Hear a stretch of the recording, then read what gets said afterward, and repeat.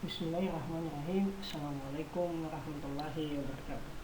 Kembali lagi kita bertemu dalam mata pelajaran PJOK kelas 5. Sekarang kita masuk di pembelajaran keempat, yaitu tentang bela diri pencaksilat. Nah, adik-adik di rumah, siapa yang suka bela diri pencaksilat? Atau ada yang sudah pernah belajar pencaksilat? Yuk kita membahas teori bagaimana bela diri pencaksilat tersebut. Yuk kita lihat sama-sama. Yang pertama, di dalam gerak dasar pencaksilat yang paling dasar ialah kuda-kuda, gerakan atau gerak dasar kuda-kuda. Nah, gerak dasar kuda-kuda adalah posisi kaki tertentu sebagai dasar tumpuan untuk melakukan sikap dan gerakan bela serang.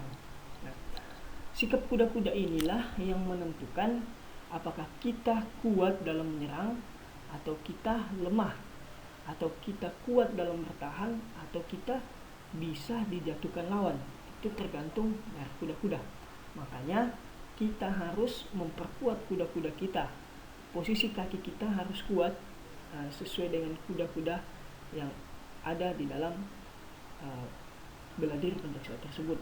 Jadi kalau kuda-kuda kita kuat, insya Allah kita bisa kuat di dalam bertahan maupun menyerang. Kemudian gerak langkah bela diri pencaksilat.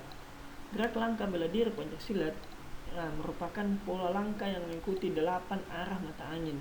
Ya, jadi arah langkah di dalam gerak dasar atau gerakan pencaksilat tersebut mengikuti 8 arah mata angin, yaitu 8 arah yang ada yang kita ketahui. Ada barat, ada timur, ada utara, ada selatan, kemudian ada timur laut, ada tenggara, ada barat daya, ada barat laut. Jadi ada 8 yang pola langkah itu tersebut yang digunakan di dalam gerak dasar bela diri pencaksilat.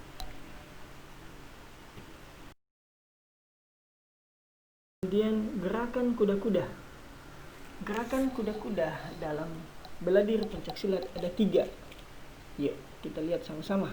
Yang pertama, sikap kuda-kuda atas, terdiri dari sikap kuda-kuda depan dan kuda-kuda depan serong. Nah, yang pertama.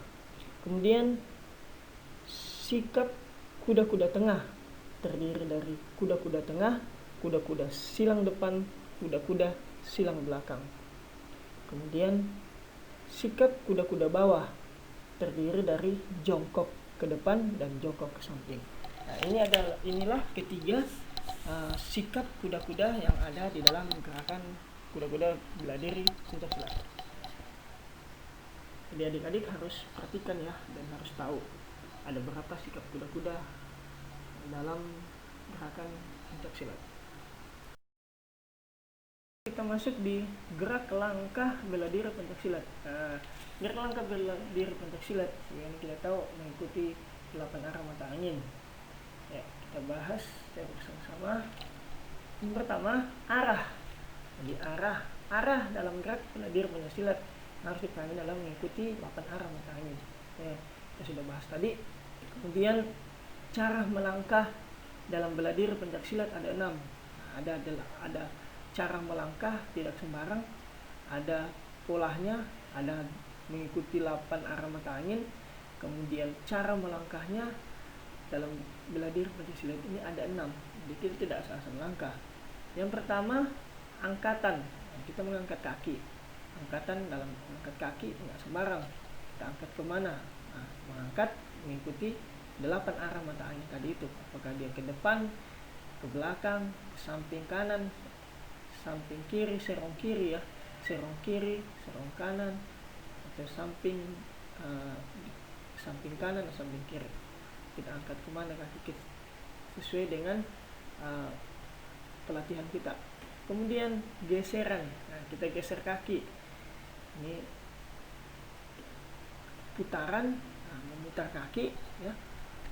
Cara melangkah kita bisa memutar kaki, cara melangkah dalam bela diri pencaksilat. Kemudian lompatan, kita bisa melompat dengan menggunakan satu kaki melompat ya. Kemudian loncatan, loncatan ini adalah menggunakan dua kaki untuk meloncat lebih tinggi ke udara, dan ketika kita mendarat kita bisa menggunakan kedua kaki kita atau memilih salah satu kaki yang kita anggap sebagai tumpuan terkuat kita ketika kita mendarat. Kemudian ingsutan atau gesutan.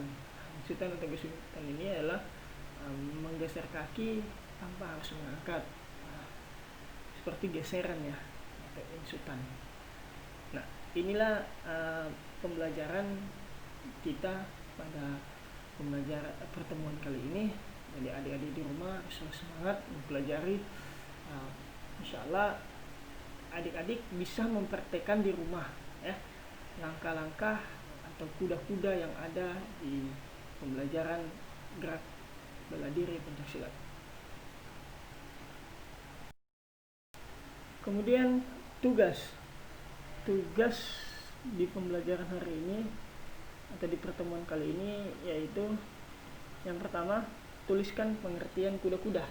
Jadi adik-adik menuliskan apa sih itu kuda-kuda dalam bela diri pencaksilat. Kemudian mengapa kita harus memperkuat kuda-kuda dalam bela diri pencaksilat? Kenapa? Kemudian tuliskan atau gambarkan arah atau pola langkah 8 penjuru arah mata angin yang dalam gerak langkah bela diri pencaksilat. Inilah tugas adik-adik, bisa nanti mengirimkan melalui link yang akan kita kirimkan. Jadi adik-adik semangat ya di rumah untuk belajar PJOK, semangat selalu dan selalu menjaga kesehatan.